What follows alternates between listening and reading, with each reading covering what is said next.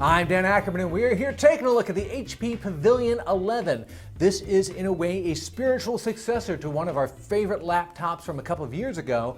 That was an 11-inch HP called the DM1Z, and we loved that one back then because for about $300 or $400, you got an 11-inch ultra-portable laptop that didn't weigh a ton, worked fairly well, was a big step up from the netbooks that were still popular around then. This new version, the Pavilion 11, ups the ante quite a bit by adding a touchscreen, which you really do need for Windows 8, and of course it's got that Windows 8 tile interface, which works well on a smaller 11-inch screen like this. Of course, there are a couple of trade-offs because this guy starts at $399. We have a $429 upgrade here. We have a slightly bigger hard drive.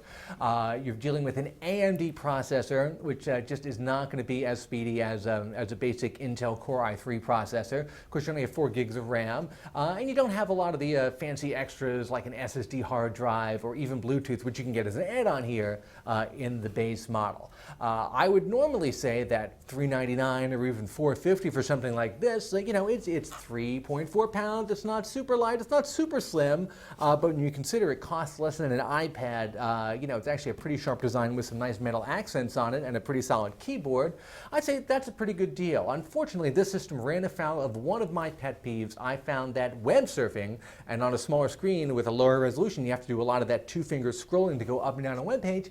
It got a little sluggish at times, and that's really what you spend a lot of your time doing, and I partially blame that lower power AMD CPU here. I found that to be pretty annoying. I'd be willing to spend a little bit more to trade up to a faster CPU, either an Intel one, or you can actually throw $50 on top of this and move up to the next level of AMD CPUs, the A6 instead of the A4. Now, for about $400, you still get a pretty thin-ish, lightish, well-constructed design and a touchscreen, which is pretty tough to find in this price range, but I'm not sure this is the go everywhere, everyday laptop for me. I'm Dan Ackerman, and that is the HP Pavilion 11.